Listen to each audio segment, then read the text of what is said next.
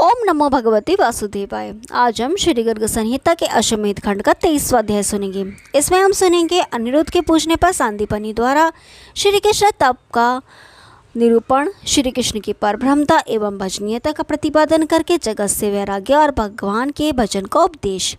तो ये शुरू करते हैं।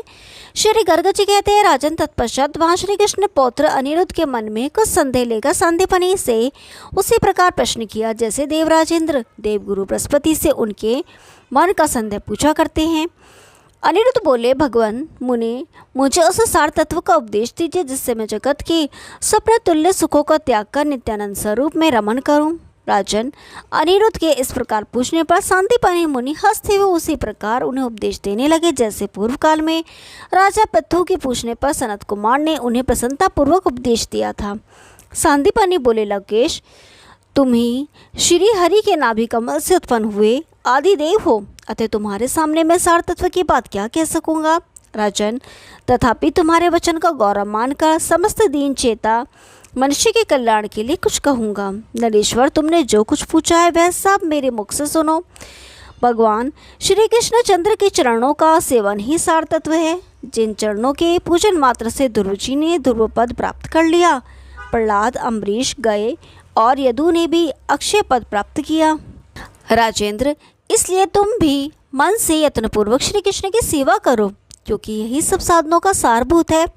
तुम सब लोग इस जगत में बड़े सौभाग्यशाली हो, क्योंकि श्री कृष्ण के वंश में उत्पन्न हुए हो, उनके कुटुंबी और संबंधी हो। श्री हरि के प्रिय होने के कारण तुम सब के सब जीवन मुक्त हो। तुम यादवों में से कोई तो श्री कृष्ण को अपना बेटा समझते हैं, कोई भाई मानते हैं और कोई उन्हें पिता एवं मित्र के रूप में जानते हैं। यदि उनका यह भाव सुदृढ़ तो उनके लिए इससे बढ़कर उत्तम कर्तव्य और क्या होगा। अनिरुद्ध ने पूछा, मुनि, इस जगत का आदिभूत सनातन कर्ता कौन है जिससे पूर्व काल में इसका प्राकट्य हुआ था? इस बात का मुझसे विस्तार पूर्वक वर्णन कीजिए। महर्षि, भगवान जगदीश्वर प्रत्येक युग में किस किस रूप में धर्म का अनुष्ठान करते हैं, यह हम सब लोगों को बताइए। सांदीपनि बोले, यदुकुल तिलक अनिरुद्ध, जिनसे जगत की उत्पत्ति और संहार होते रहते हैं, वह ईश्वर परब्रह्म और भगवान एक ही है। नरश्रेष्ठ, युग युग में ये दक्ष आदि प्रजापति उन्हीं से प्रकट होते हैं और फिर उन्हीं में लीन हो जाते हैं। विद्वान पुरुष इस विषय में कभी मोहित नहीं होता।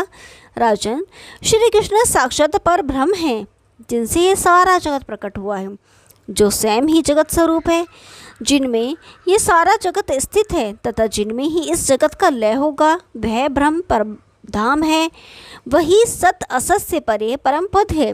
ये संपूर्ण चराचर जगत उससे भिन्न नहीं है, वही मूल प्रकृति है और वही व्यक्त रूप वाला संसार है। उसी में सबका लय होता है और उसी में सबकी स्थिति है। जिनसे प्रकृति और पुरुष प्रकट होते हैं, जिनसे चराचर जगत का प्रादुर्भाव हुआ है और जो इस सकल दृश्य प्रपंच के कारण है, वे परमात्मा श्री कृष्ण मुझ पर प्रसन्न हो।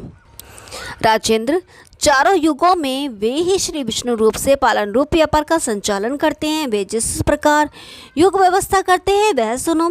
सतयुग में समस्त भूतों के हित में तत्पर रहने वाले वे सर्वभूतात्मा श्री हरि कपिल आदि का स्वरूप धारण करके उत्तम ज्ञान प्रदान करते हैं।